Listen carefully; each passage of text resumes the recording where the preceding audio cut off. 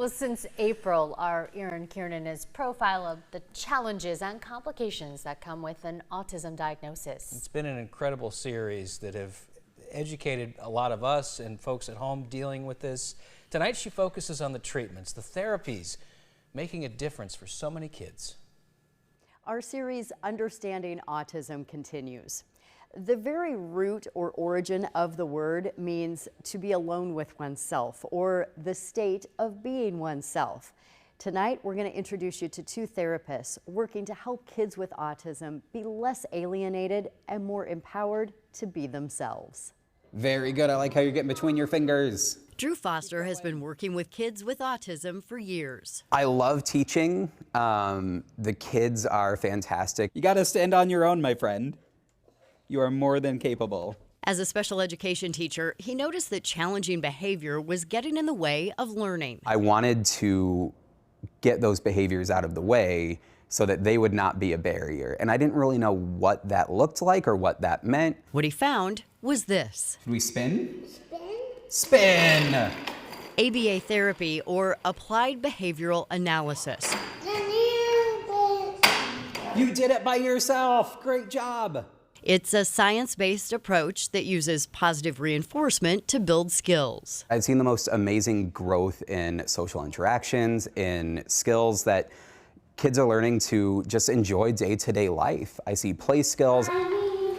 And bumped his.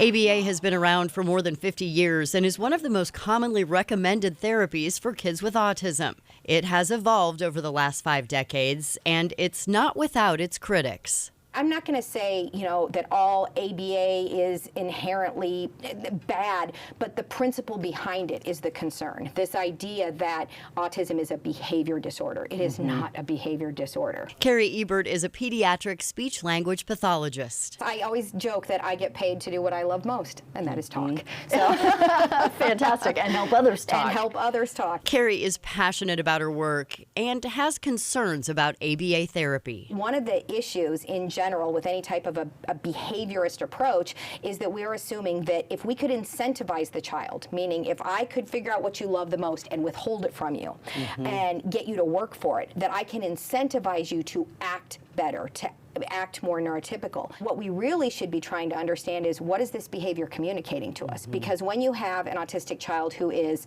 pushing something away, or banging their head, or ripping up papers, or whatever the behavior is communication. And autistic children are not naughty, and autistic children are often mislabeled as the bad kids. They get put, a lot of times as they get older, they are put in behavior disorder programs in our schools. It's the whole spectrum thing. That's exactly what happened to Drew. He was diagnosed with autism when he was in 2nd grade. I was academically proficient for the most part, but definitely had some need for social skills due to pretty severe behavioral challenges that actually got me expelled when I was in the 7th grade. The behavior aspect of autism can be a really big piece, depending on the person. So that was significant for you. Yeah. What did it look like? If things didn't go how I wanted them to, I would hit people.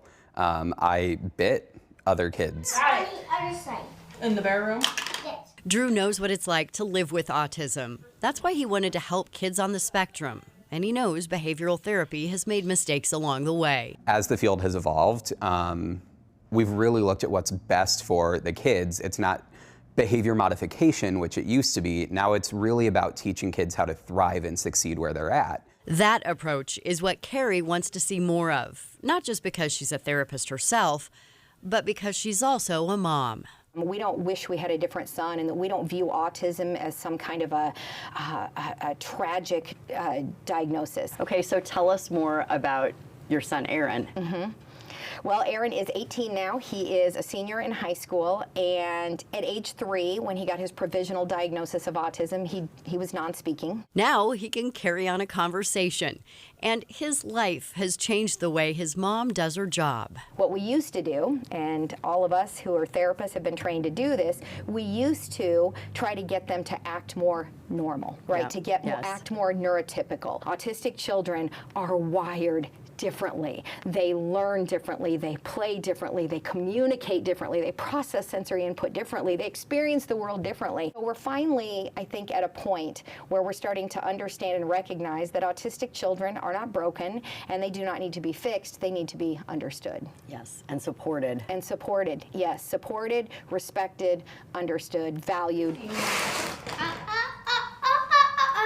Sunset color going on. Two different therapists. By doing those different pictures, we're teaching stimulus generalization. Then UVW wiggled. With two different approaches. Last two come. X, Y, Z. C is last, right? But very similar goals. My mantra has always been, for years and years, forward is forward, no matter the speed.